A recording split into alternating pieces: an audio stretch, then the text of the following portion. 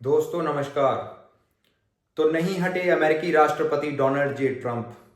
28 फरवरी 2026 को यानी कि कल अमेरिकी समय अनुसार रात 1 बजे उन्होंने दुनिया के सामने आकर यह ऐलान कर दिया कि अमेरिकी आर्मी ने ईरानियन के खिलाफ या ईरानियन रजीम के खिलाफ एक कॉम्बैट ऑपरेशन शुरू कर दिया है और उस ऑपरेशन का नाम उन्होंने दिया एपिक फ्यूरी।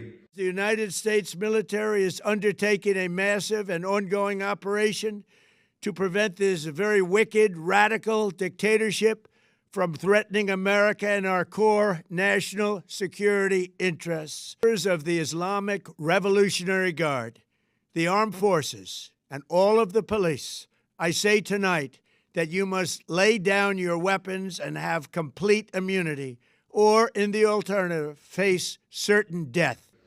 उधर इजराइल के प्रधानमंत्री बेंजामिन नेतन्याहू ने भी दुनिया के सामने आकर यह ऐलान कर दिया कि वह ईरानियन रजीम को उखाड़कर फेंकना चाहते हैं और वह भी ईरान के खिलाफ एक ऑपरेशन की शुरुआत कर रहे हैं और उस ऑपरेशन का नाम उन्होंने दिया लायंस रोर।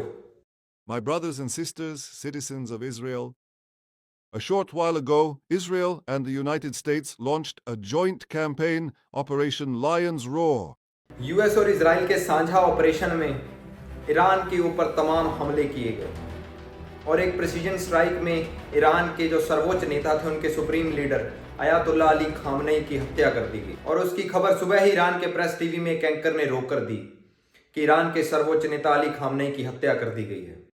بعد از عمری مجاهدت حسینی و دائمی و خستگی ناپذیر روح بلند و ملکوتی کوه نستوه ولایت پدر مهربان امت رهبر و امام مسلمین حضرت آیت الله العظمی سید علی حسینی خامنه‌ای در راه سربلندی حرم جمهوری اسلامی ایران شهد گوارای شهادت را نوشیدند.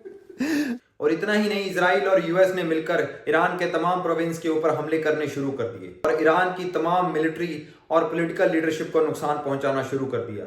लेकिन उसके बाद था ईरान का पलटवार।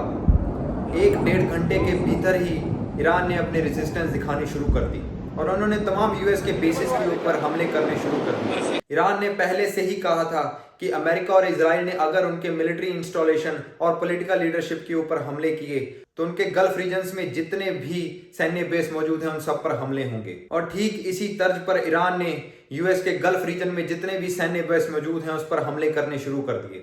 उसने यूएस के कटर के अल बदीद एयरबेस पर हमला करना शुरू किया, बहरीन के एयरबेस पर हमला करना शुरू किया और दुबई के एयरबेस पर भी उसने हमले करने शुरू कर दिए। और इतना ही नहीं, ईरान ने तमाम गल्फ कंट्रीज के ऊपर हमले करने शुरू कर दिए जिन्होंने अपनी जगह यूएस को दी हुई है उसके सैन्य बेस बनाने के लिए। और दुनिया के सबसे सेफेस्ट प्लेस में माने जाने वाले यूएई के से भी अबू धाबी और दुबई को भी उसने नहीं बख्शा। दुबई के ऊपर भी तमाम हमले करने ईरान ने शुरू कर दिए। लेकिन इसी बीच इजराइल ने ईरान के मुनाफ प्रोविंस में स्थित एक गर्ल्स स्कूल के ऊपर हमला किया जिसमें 100 से ज्यादा बच्चे उस हमले में मारे गए। और ईरान ने इस युद्ध का दायरा बढ़ाकर पूरे के पूरे मिडिल ईस्ट को अपनी जद में ले लिया।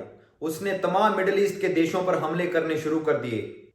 दोस्तों, वेस्टर्न मीडिया भले ही जितना दिखा रहा हो कि ईरान बर्बाद हो रहा है, ईरान के ऊपर इस तरह से हमले किए जा रहे हैं, इसमें कोई दो राय नहीं कि ईरान बर्बाद हो रहा है, लेकिन ईरान ने भी खूब पलटवार करते हुए इजराइल के भीतर जेरूशलेम और तेल अवीव के ऊपर जोरदार धमाके किए। और ईरान की बैलिस्टिक मिसाइलों और ड्रोन्स ने इजराइल के so called air defence system iron dome को कितनी बार भेदा, इसकी बानगी है ये वीडियो फुटेजेस और तस्वीरें।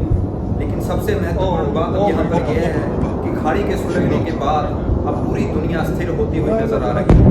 दोस्तों, ईरान एक ऐसे जियोपॉलिटिकल पॉइंट पर स्थित है जहां से दुनिया की 40% एनर्जी निकलती है और वो एक छोटा सा संकरा सा इलाका 22 किलोमीटर का समुद्र का वो दायरा जिसे स्ट्रेट ऑफ हॉर्मुज के नाम से जाना जाता है, वहां से दुनिया की 40% एनर्जी की सप्लाई निकलती है। और ईरान ने यह बिल्कुल साफ कर दिया है कि स्ट्रेट ऑफ हॉर्मुज को बंद कर दिया जाएगा। और इसी बीच उसने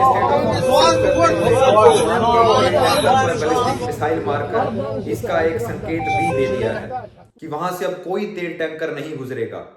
इसका मतलब है कि कच्चे तेल की कीमतों में आग लग जाना। जो कच्चे तेल की कीमतें अभी 70 से 72 डॉलर प्रति बैरल के आसपास घूम रही हैं, वह 150-200 डॉलर प्रति बैरल के आसपास घूमने लग जाएंगी।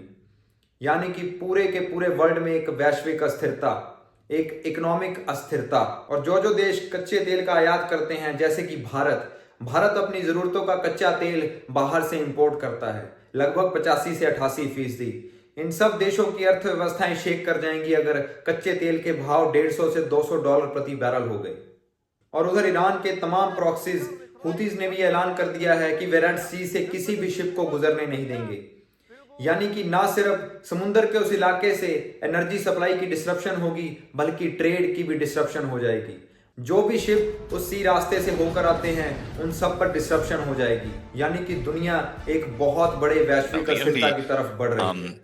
लेकिन डोनाल्ड ट्रंप को इससे कोई परहेज नहीं है। उनको कोई मतलब नहीं है कि दुनिया स्थिर होती हो तो होए, महंगाई बढ़ती हो तो बढ़े, दुनिया पर वर्ल्ड वॉर 3 का खतरा मंडराता हो तो मंडराए, लेकिन उनको दुनिया का दादा बनना है। वैसे तो ट्रंप बड़ी बड़ी डींगे हाँकते हैं कि न जाने उन्होंने कितनी ही वॉर रुकवा दी, लेकिन एक सबसे बड़ी वॉर को स्टार्ट करने का काम किया है डोनाल्ड ट्रंप ने। आगे आने वाले समय में यह भी देखना होगा कि यह वार गल्फ रीजन में भड़क जाएगा या गल्फ रीजन से भी आगे बढ़कर यह पूरे वर्ल्ड में फैल जाएगा। यह आने वाला वक्त बताएगा दोस्तों। लेकिन फिलहाल के लिए यूएस और इजराइल मिलकर एक संप्रभु देश की संप्रभुता का उल्लंघन कर रहे हैं और उसके सर्वोच्च नेता और तमाम पॉलिटिकल लीडरशिप को मार रहे हैं। और आगे क्या क्या घटित होता है, इसके बारे में हम आपको जानकारी देते रहेंगे दोस्तों। इस वीडियो में इतना ही। धन्यवाद।